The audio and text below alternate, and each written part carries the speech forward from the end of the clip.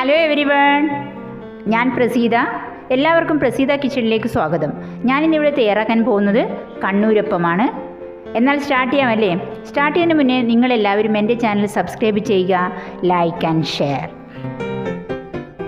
കണ്ണൂരപ്പം റെഡിയാക്കാൻ വേണ്ടി ഞാൻ പച്ചരി 4 മണിക്കൂർ വെള്ളത്തിലിട്ട് കുതിർത്ത് വെച്ചതാണ്.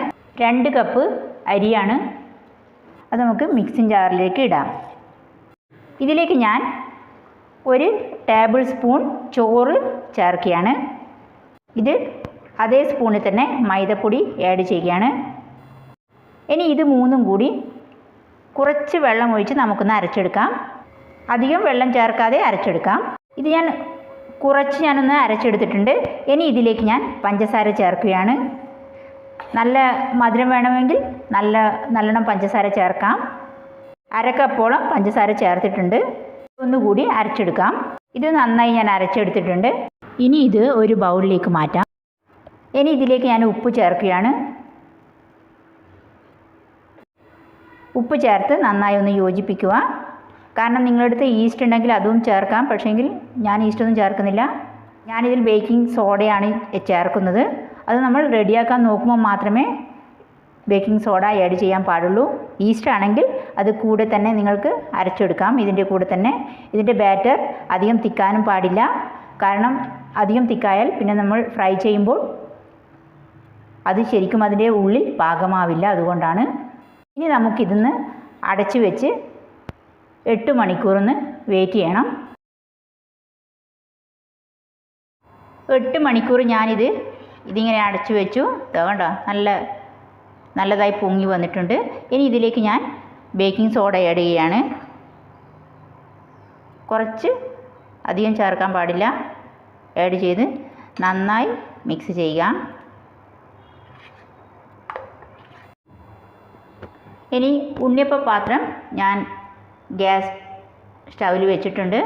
ഇനി ഇതിലേക്ക് ചൂടായതിന് ശേഷം ഓയിൽ ഒഴിക്കാം. എണ്ണ ചൂടായതിന് ശേഷം നമുക്ക് ഓരോ കുഴികളിലും ഇതേപോലെ തന്നെ ഒഴിക്കാം. ഇനി ഇത് വളരെ പെട്ടെന്ന് തന്നെ നമ്മൾ ഇതിൻ്റെ ടേൺ ചെയ്യണം. അല്ലെങ്കിൽ ആ കളർ നമുക്ക് കിട്ടില്ല. ഇതേപോലെ തന്നെ വളരെ പെട്ടെന്ന് ഇത് ചെയ്യണം. ഇത് നല്ല ഗോൾഡൻ ബ്രൗൺ കളർ ആവുന്നവരെ നമുക്കിത് ഫ്രൈ ചെയ്യണം. ഇതിൻ്റെ അടിവശം നല്ല ഗോൾഡൻ ബ്രൗൺ കളറായി. ഇനി നിങ്ങൾക്ക് നല്ലോണം കളർ വേണമെങ്കിൽ നല്ലോണം ഫ്രൈ ചെയ്യാം. ഞാൻ അധികം ചെയ്യുന്നില്ല. ഇതേപോലെ തന്നെ ആക്കുന്നുള്ളൂ. ഇതിൽ നിന്ന് കോരിയെടുക്കാം.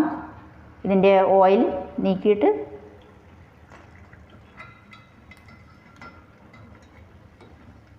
ഇതേപോലെ ഇതിൻ്റെ ഓയിൽ കളഞ്ഞ് നമുക്കെടുക്കാം.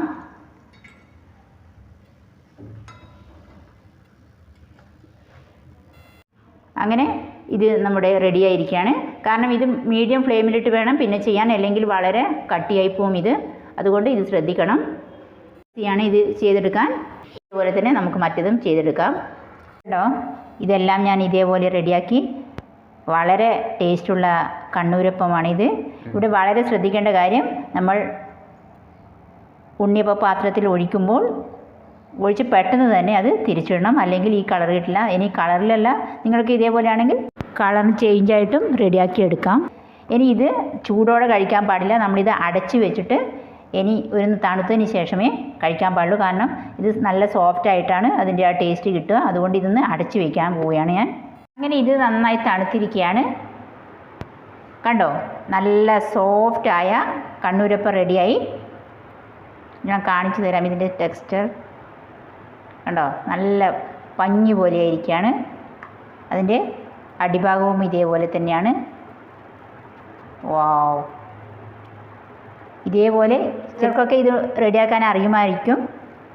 പക്ഷേ ചിലവർക്ക് അറിയില്ലായിരിക്കും. എന്നാലും ഇതേപോലെ ചെയ്ത് നോക്കിയാൽ വളരെ പെട്ടെന്ന് തയ്യാറാക്കാൻ പറ്റുന്നതാണ്. വളരെ ടേസ്റ്റുമാണ്. എല്ലാവരും ഒന്ന് ട്രൈ ചെയ്യുക. എന്നാൽ കാണാം മറ്റൊരു റെസിപ്പിയുമായി. Okay, by.